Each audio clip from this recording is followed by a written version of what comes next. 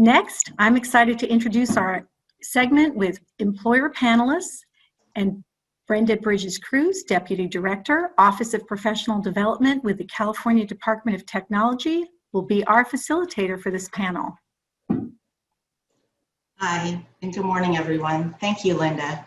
I hope you're all enjoying this conference and finding the information you've heard thus far beneficial.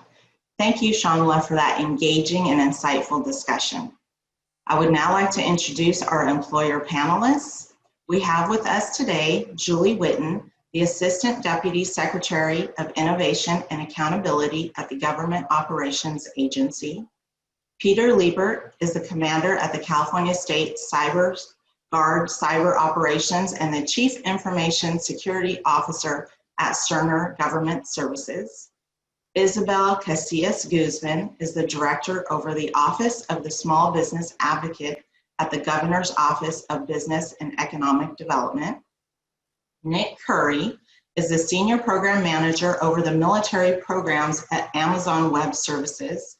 And Stephen Dodd is an IBM Certified Project Executive at IBM Public Partnerships. This first question is for all of the panelists.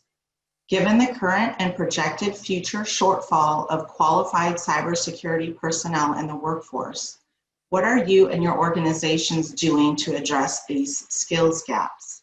And can you please talk about the types of skills, education, and experience you are looking for in a hire? So that's easy. We're developing a cybersecurity apprenticeship program. The state of California realizes that apprenticeship programs are an important part of our workforce strategy and succession plans by providing a pathway into our hard-to-fill positions such as cybersecurity, information technology, healthcare, and financial services. So in addition, if your organization is like the state of California and you're looking for ways to increase diversity and inclusion, I encourage you to start an apprenticeship program. We're investing in our employees by providing them with another upward mobility opportunity. And apprenticeship programs opens up entry-level jobs by providing lower wage earners an opportunity to increase their knowledge and skills and apply them to our organization. I was interested in hearing what Shamla had to say because we have similar experiences where we have employees with financial services backgrounds, but they also have an IT aptitude and they bring a different set of skills to the teams. So this may be just the person we need when we begin to update a financial services program within our organization, or an auditor with an IT aptitude may be looking for an opportunity to contribute to our organization as a cybersecurity auditor. Same with project managers and analysts. If you're looking to reduce a focus within one area of your organization and invest in another, an apprenticeship program can be implemented to keep your talent as you upskill and retrain your workforce. Isabel, would you like to answer the question next? Sure, of course. Thank you for having me on this panel. This is highly interesting. Of course, I bring the small business perspective. I have the pleasure of leading on small business and innovative startups in the state of California, where we have 4.1 million small businesses who we know are drivers of economic growth. 2/3 of net new jobs are actually started by small businesses. They employ nearly half of the private sector. So it's over 7 million workers in the state. And in California, they represent 99.8% of all businesses in the state. Amazingly, most of those are under 20 employees, over nearly 99% of those. So I like to share these numbers just to level set. I know many of you may have heard them, but just to remind us all of the size of the market when we think about small business and the potential cyber demands that they might have in this environment especially. There was a recent study pre-COVID which found that 1/3 of companies under 50 employees, so nearly all of the small businesses, reported using free consumer cybersecurity products for their businesses. And 1/5 of them reported that they did not have endpoint security. In fact, 43% of small business owners had no established cybersecurity defense plans, and 66% surveyed believe cyber attacks would not even affect them. So it's not surprising. It's what we find across all disaster preparedness generally for small businesses in terms of their belief that it's going to affect them or their need to plan. But in the case of cyber, I understand that nearly 2/3 of small businesses were actually affected by a cyber attack in 2019 of some sort. So the reasons for the resistance to preparedness or the ability to really expand and adopt good cyber health is just that small businesses oftentimes lack the knowledge or the resources, or they're wearing multiple hats, dealing with multiple marketplace issues and pressures. So they have limited capacity and less incentives, frankly, to focus on cyber as they staff up or balance needs to start and grow. However, I just wanted to call attention that there are external factors that are changing this reality. Including increased policy, advocacy, and education broadly. I know I've put it as a priority across my grant programs for small business technical assistance that cybersecurity should be prioritized.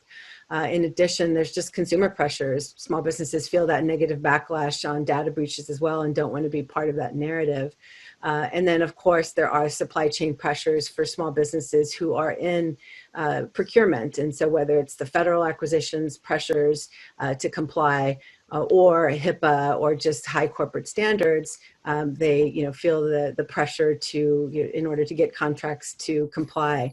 And then, of course, we've seen during COVID, there's increased exposure online via e-commerce with these higher adoption rates of technology that we've seen. So arguably, most small businesses are likely not hiring the cyber workforce directly. It's important to flag this just because they will be outsourcing IT. And hopefully, as education increases and market pressures increase, those demands will increase as well for external cyber courts of sorts. And that's increased B2B opportunities for smaller firms providing those services to small businesses. And the heavier demand will likely fall more on the monitoring, follow-up types of activities. So just they need somebody who could just help them be good stewards of their systems, truly.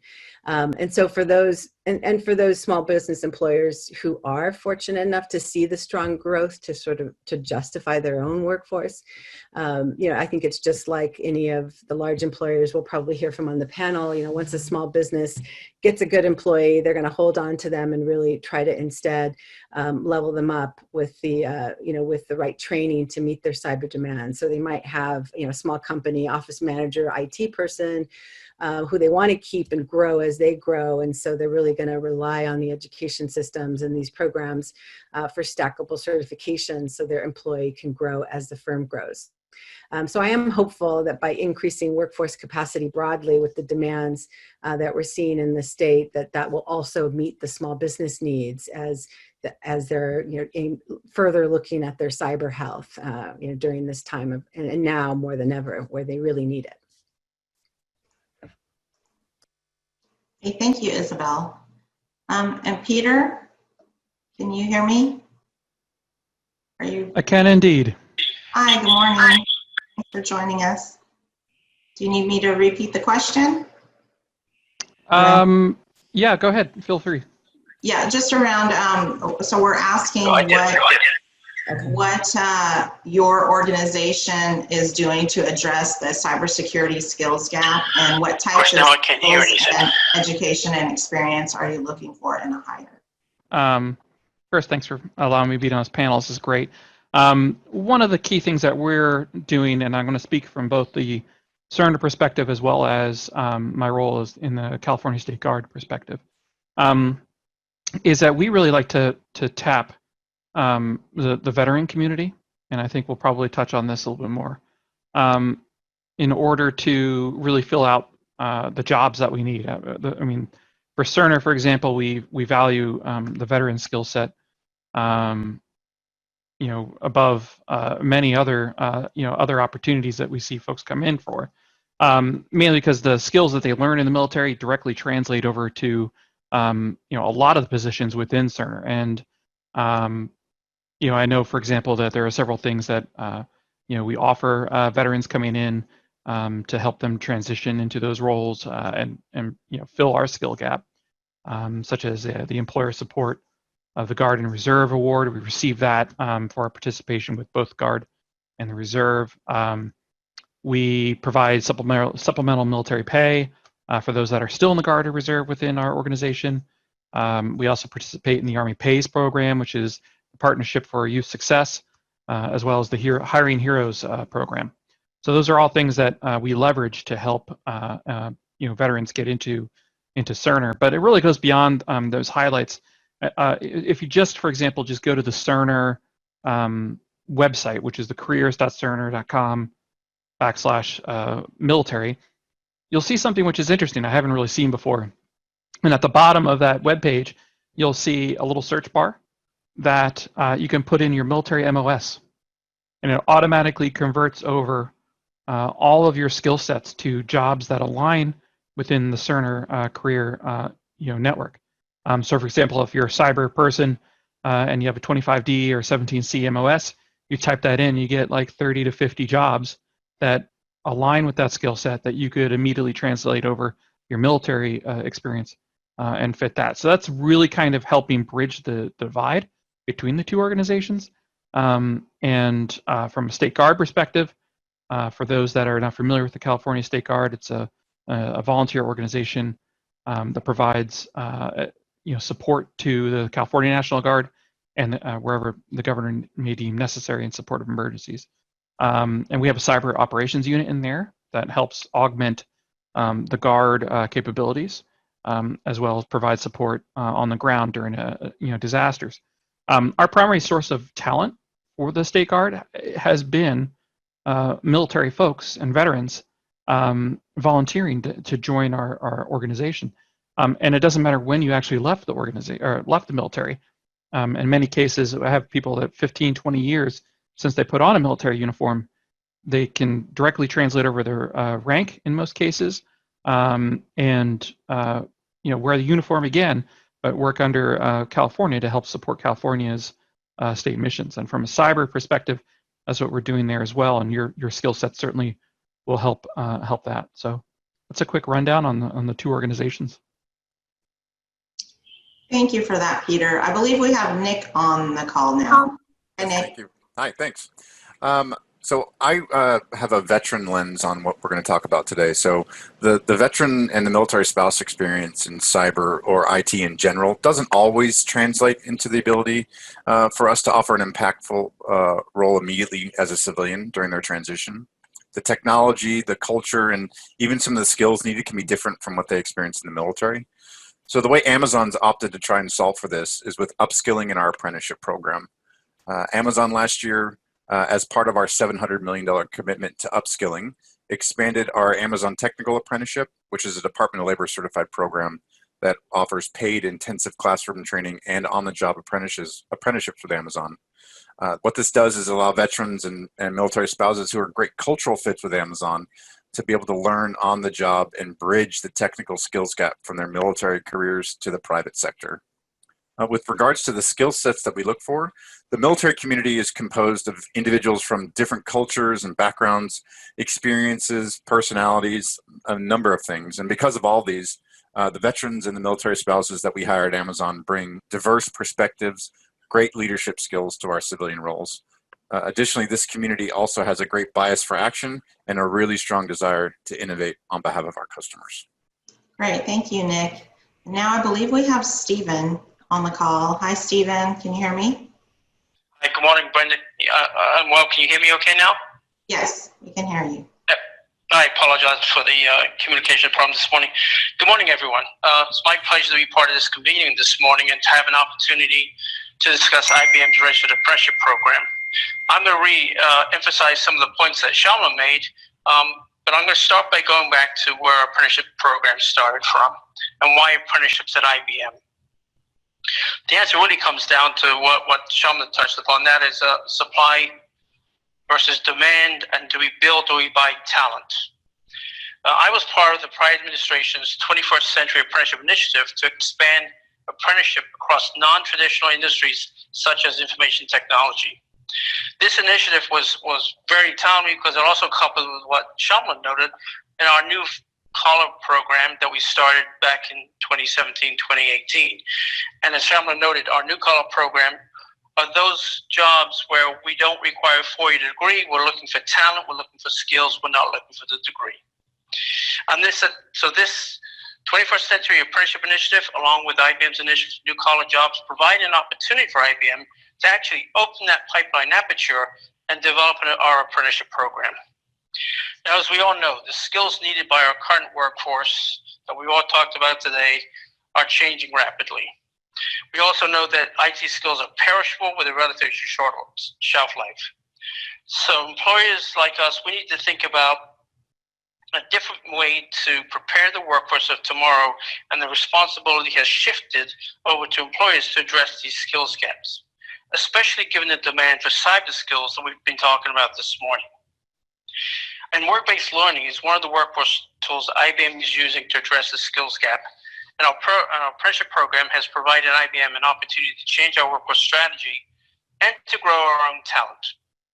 One of the first steps and keys to success of our apprenticeship program was that we initially reviewed all our job positions we have inside IBM, and we looked at the requisite knowledge, skills, and abilities of each of those positions and decided which one of those positions could we hire somebody without a four-year degree.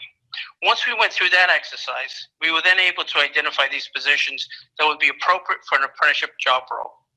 In fact, if you look today at IBM Jobs website, you will notice that most of the jobs now show a requirement for a high school diploma. We are looking for skills over degrees. Skills are now the driving factor to hire. So where are we today? Shamla noted a few statistics, and I'd like to give a few more. IBM apprenticeship journey is now in its third year, and we have come a long way since our initial cohort of 7 software engineers in October 2017. Today, we have over 500 apprentices across 25 registered apprenticeship roles across 12 states. We have apprenticeship roles in data scientists, which actually is a new ONET code that we had to open up. We have cybersecurity. We have software engineering, mainframe system administration. We have lab technicians. We have network support. We have 25 roles registered with the Department of Labor. And because they're registered with the Department of Labor, this allows us to take those registrations and hire apprentices anywhere across the U.S. And where it's applicable, we will work with that workforce state agency, as in the case of California DAS. One program I'd like to mention, because we'll talk to cybersecurity today, is our Cybersecurity Apprenticeship program at the IBM Rocket Center in West Virginia. There we have developed a very robust cybersecurity apprenticeship program, and we actually have a lab where our cybersecurity apprentices can develop their cyber skills, competencies, and learn as they actually work on lab exercises. So not only does apprenticeship offer us the opportunity to open the talent pipeline, but also provides an opportunity for employers to address and offer opportunities to underrepresented minorities. In fact, our statistic today of the 500 apprentices we have on board, we have over 50% are underrepresented minorities, 29% are women, and 12% are veterans. As Shamla noted, our apprentices range from 19 to 59, and we have currently have 2 patents filed on ideas from our apprentices.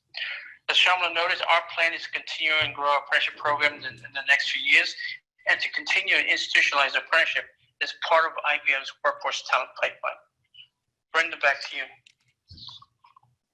Hi, thank you, Stephen. So I'm just going to go ahead and jump into the follow-up question for you. Is that, can you discuss how IBM is working with federal and state government agencies, institutes of higher education, non-government organizations, community-based organizations, and industry partners to grow and scale apprenticeship opportunities? Absolutely. Thank you, Brenda. So at IBM, we view apprenticeships as a workforce program that all of us can benefit from. And as employers, when we develop our own talent, we're not then competing with each other for the same talent and limited talent that we have out there. If we build the talent together, we're building the talent that we all need. And so what I do is partnership with employers, government agencies, institutes of higher education, non-government organizations, and community-based organizations to address the skills gap head on. By working together, we can really address the skills and the talent that we need across all industries, but in IT jobs. If we don't do this, then the conversation we're having today, we're going to have the same conversation in 3, 5, 10 years' time. So it's time to act, as everybody said. This is the time for all of us to take this initiative. So what are we doing to share our apprenticeship leadership knowledge? So part of my job is to curate public-private partnerships with government agencies, CBOs, NGOs, and institutes of higher education. as well as industry's partners, so we can scale and expand apprenticeships, not only in California, but across the U.S. Last year, as Kelly Mackey mentioned earlier, is that we partnered with the state of California and American River College, and they adopted IBM apprenticeship standards for mainframe system administration, software engineering, and application development. And we were able to, because those standards were adopted through DAS, we were able to come a workforce apprenticeship program with the California Department of Technology's Franchise Tax Board and Department of Motor Vehicles. This partnership leveraged all the work from American River College, the California DAS, IBM, and the other state agencies to come together and implement a program to address the skills shortage today and in the future, the demand in the future, and develop that pipeline today. This is a model that can be easily replicated on many apprenticeship roles, both in public and private industries. Another example I'd like to talk about that we just closed on this week that we're going to move forward on is that we're working with another NGO, non-government organization, the Urban Institute, and with Franklin Apprenticeships, an intermediary, where IBM clients, mainframe clients across the U.S. will actually hire apprentices, and all the administrative work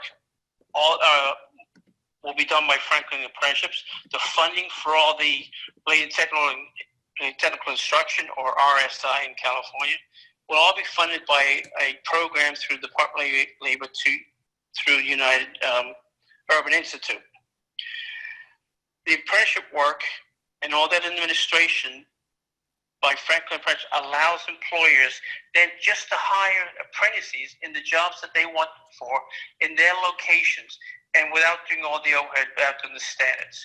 And this then allows the employees to focus on hiring and develop a program through the work-based program and have mentors to work with the apprentices and have them do the job. All that administration is done by an intermediary, and in the case of California, you have Kelly Mackey and the DES team to do all that for you as well. So the point being is that what we need to do, we need to have employers just hire apprentices. Let's see what we can do to alleviate all the administrative overhead. And with DAS and with intermediaries, you can do that, and then just employers hire the apprentices. Another major partnership I'd like to talk about is a new program out that has just been released by U.S. Department of Labor in the VETS section. This program allows has set up what they're calling transition servicemen, and then what Peter and Nick talked about on hiring veterans is this program starts before one becomes a veteran. And as someone is a transitioning service member, the pilot program has 4 bases on the East Coast and 4 bases on the West Coast. But the VET program with the DOL now has apprenticeship placement counselors on these 8 bases, and employers like us and all of us here, right? And all agencies can work directly with these apprenticeship placement counselors who work with the TAP programs on these bases. And those opportunities that you may have to hire apprentices, you can actually work with the apprenticeship placement counselors on these bases and find the talent before they leave and transition from the military. I think it's a great program. We're going to take advantage of it. We're going to use it with the other program image with our other clients. But I really view this as a great way to start them off in a pre-apprenticeship program and go out there and find that talent as they exit. That with veterans is just a wonderful population. So Brenda, that's what we're doing today. We're going to continue to share our artifacts, our knowledge, whatever we can do to support the growth of apprenticeships. Back to you, Brenda. Great, thank you, Stephen. And that was a lot of great information. And speaking of the veterans, I want to go back to Nick to ask how you and your company are helping members of the military community find employment in the tech field. Yeah, thanks for that. It's a great question.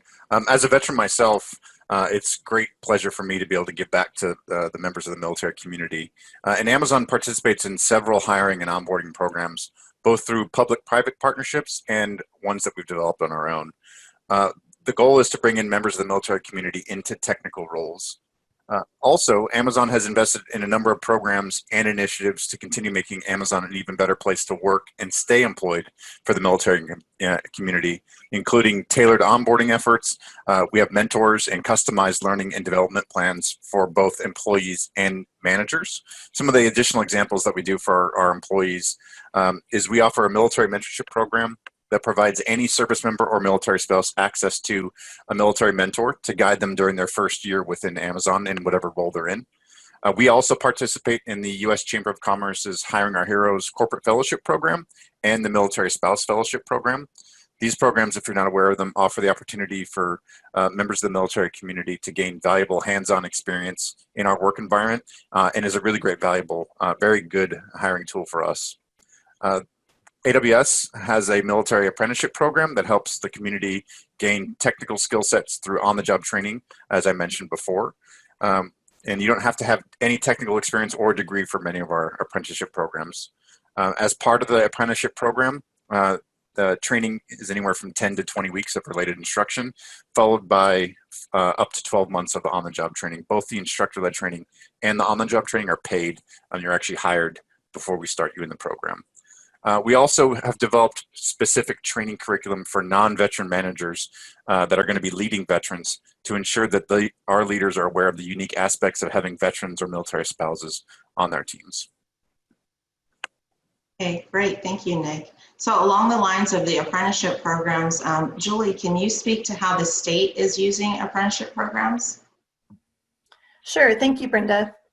First of all, I'd like to share with you that the public sector work is for people who want to make a difference and those who want to solve large, complex problems. So we're looking for people with analytical skills to solve those complex problems and those with other soft skills such as critical thinking, creativity, and communication skills with the ability to clearly communicate an issue or a solution to a person with an IT or non-IT background, and those with a desire and willingness to learn new skills. And I know some of these are the ones that David Rustine also referred to earlier. So we're looking for people with some education and experience and those with some degrees. The state of California has over 2,000 IT jobs available. If you or someone you know that has been recently impacted by COVID-19 and lost a job or need a new job with benefits, you can find our job openings on the Cal Careers website. Just Google CAL Careers, all one word, and click on Get a State Job. I'm sure you can find an IT job you're interested in, and we encourage you to ask your students to apply for these jobs. Public sector work is rewarding and gives an opportunity to support our fellow Californians. So over the past few years, the state began to develop apprenticeship programs for hard-to-fill positions. For healthcare, we started an LVN to RN program, and in 2017, we started a program for IT network services. This program provides over 20 community college credits, on-the-job training, weekly study sessions with a professor, digital badge training, a career development workshop, boot camps, and sample tests to prepare for the CCENT certificate. The exam and certificate are also paid for. We duly registered the Network Services Program with the U.S. Department of Labor and the state's Division of Apprenticeship Standards. About 6 months later, we started the Help Desk Services Apprenticeship Program, and this program is also duly registered and provides apprentices with all the similar benefits with college coursework and the ability to earn the CompTIA A+ certification. Upon completion, our apprentices receive a U.S. Department of Labor apprenticeship certificate, as well as one from the state of California. When I asked some of our earlier apprentices why they were interested in the program, the number one response I heard is that they wanted to obtain on-the-job training. Some of our employees had previously taken some classes, but they needed the on-the-job training to be more competitive. Upon successful completion of the program, many departments with apprentices in the program have qualified applicants to fill their hard-to-recruit jobs. As Kelly mentioned, we now have the LVN to RN, IT Network Services, IT Help Desk Services, and as Stephen Dodd referred to as the ITZ Systems Mainframe Apprenticeship Program that we partnered with IBM on this past year. And then we also started a Financial Services Program.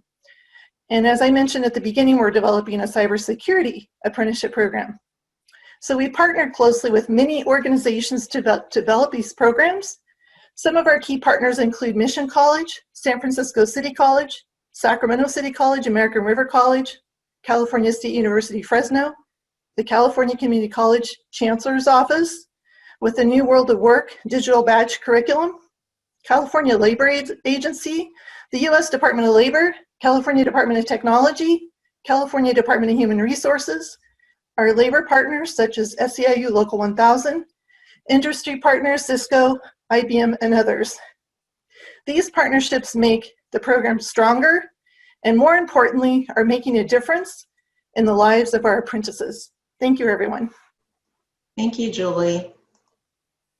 Again, a lot of information from all of the panelists today, so hopefully everybody's taking notes. And again, we'll have all of the chat and information available after the event.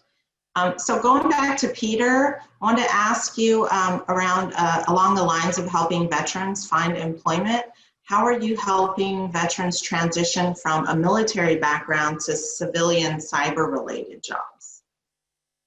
So that's a great question. I think my first answer kind of touched on how both Cerner and California State Guard are bringing in veterans from to help fill the needed jobs that are in the market for those two organizations.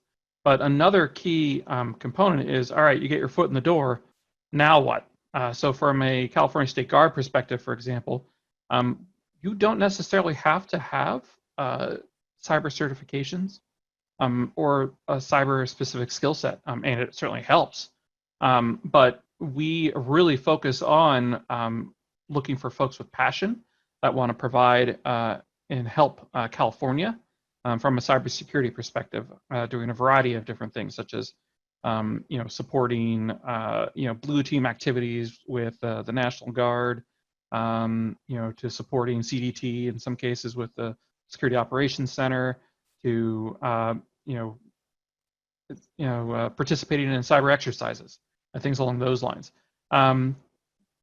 Having the ability to get your foot in the door and actually get experience in those roles without not necessarily having a huge portfolio of skill sets is huge. That helps you build out your skill set or refine them so you're more attractive to the civilian marketplace when it comes to finding a position out there. From a Cerner perspective, similar to Amazon and IBM, we have apprenticeship programs where we help train individuals that are in cyber roles to become more cyber or build out their cyber skill sets. We also have, even beyond the apprenticeship programs, we have training programs at Cerner that help define and refine your skill sets and provide you a training pathway to increase your success in the cybersecurity field. So there are a lot of avenues in both organizations for folks to become better at in their job, but also for new folks wanting to get a cybersecurity certificate perhaps, or on-the-job experience, and showing on the resume that, yes, I go beyond a certification. I have 1, 2 years, 3 years of experience doing these activities. We provide a pathway for that, and that's a really important thing, especially in today's marketplace. Great, thank you for that information. Okay, and then lastly, I want to address the last question to Isabel, and it's very specific to our environment right now. So Isabel, can you discuss how COVID has impacted small businesses and how the new marketplace trends are driving their cybersecurity needs during this unique time? Yes, the impacts we all know have been intense, of course, requiring modifications to just be able to operate. There's been a change in consumer demand and what they want to see in their small businesses.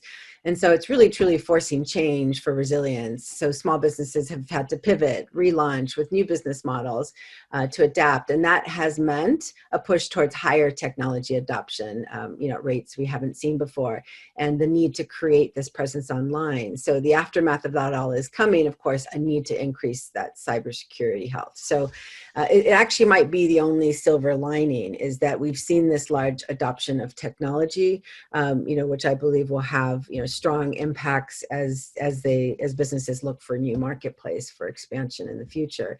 But we know that 76% of small businesses surveyed are relying on digital tools more than they were pre-COVID. That's a huge number.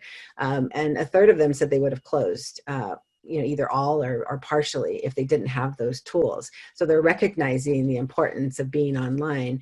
And that has a lot to do with the e-commerce and technology tools to drive revenues. And they've increased their online interactions with clients. They're starting to use more and more digital payments. And so with all that, of course, has resulting in increased demands for cybersecurity. And we're already starting to see that come to fruition. They're participating in education seminars, et cetera, to learn more. But we're hoping that we can accelerate this and really have an impact then on what the cybersecurity workforce needs will be. I mean, I think the bottom line is that small businesses need really simple, common sense solutions for their small businesses that they can adapt. So an outsourced workforce, through B2B opportunities. And I really think this is a huge opportunity for those in the cyber workforce to think through and make sure that we're able to build the skill sets needed for meeting these increased demands and to help these businesses monitor and secure their financial data and as their exposure based on pre-COVID numbers around cybersecurity are high. So I'm really hopeful by this conference as well, and just this renewed interest and want to make sure small businesses in that discussion as in terms of their needs and demands and what we should be doing to help them going forward. Great, thank you, Isabel. So that concludes this panel. I want to thank you all so much for taking the time to be with us today and sharing all of the great information that you did. So I will turn it over now back to Linda. You're up next with your moderating the Q&A. Yes, thank you. I have a number of questions in the Q&A box, but I think in the interest of respecting everyone's time, we'll just ask one question. The question is actually directed at IBM, but could be answered by all of our panelists. I'm interested in pre-apprenticeship to help candidates get exposure to the job. What is the process and what resources are available to develop a pre-apprenticeship program? So I guess that question would be to Stephen and then perhaps others who would also like to respond. Okay, thanks, Kelly. Great question. So as we've all been talking about today or in the call, how we want to use apprenticeships, open up that talent pipeline, that aperture of that talent pipeline, and provide opportunities to populations, minorities, underrepresented minorities, to give them opportunities. But at the same time, one thing we realized with the new college jobs and apprenticeship program, they're all still very technical. And we want to make sure that those opportunities are there for this larger population when we open up this pipeline aperture.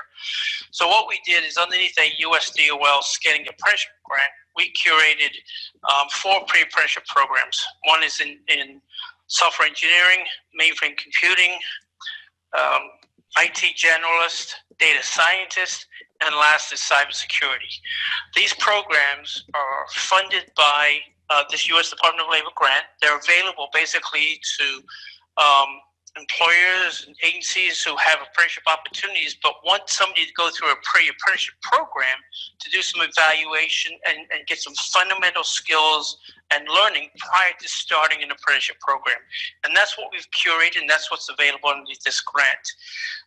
And we're also going to use this, as Nick and Peter mentioned about veterans, is we're actually going to use this pre-apprenticeship program when we go to these bases with these apprenticeship placement counselors. I mentioned these 8 bases. We're going to work with them so we can find transitioning service members prior to their service exit date to take a pre-apprenticeship program for where we or our clients may be hiring in those apprenticeship roles. So we really consider this as a great way to provide some foundational skills, foundational knowledge, and then we also have some soft skills in there.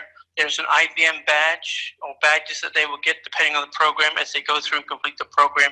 But this is just another opportunity for all of us to use to get this population that we all want to serve and to change the diversity, to give them the opportunity, right, for an opportunity for apprenticeship program. So Kelly, that's available. Anyone needs information about that, they can go, we'll pass that information out and get that out to everybody. But that's a great opportunity for folks, and I'll pass it back to you and other panel members to answer as well. Thank you.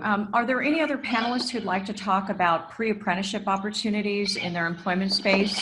Perhaps maybe Julie Witten or Nick with Amazon, who have active apprenticeship programs. This is to any of the panelists. Sure, this is Nick. So all of our apprenticeship programs, because we hire people from day one, they don't fall into the pre-apprenticeship program. But if people are interested in learning about the skills and the requirements needed to get into technical careers, especially if they're members of the military community, we have a free resource called AWS Educate.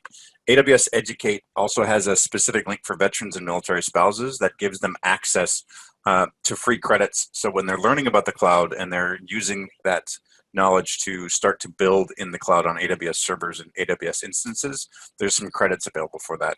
So you can simply go to the console, aws.educate.com, or you can search it online, and that's a good way to get some information before you start. But because we do all our apprenticeships as hire and then train, we bring in people with limited to no skill set right into our apprenticeship program from day one. Kelly, this is Julie Witten from Government Operations Agency, and although we don't have an established pre-apprenticeship program at this point in time, we are interested in developing one in the future. Thank you so much. I think with that concludes the Q&A portion, and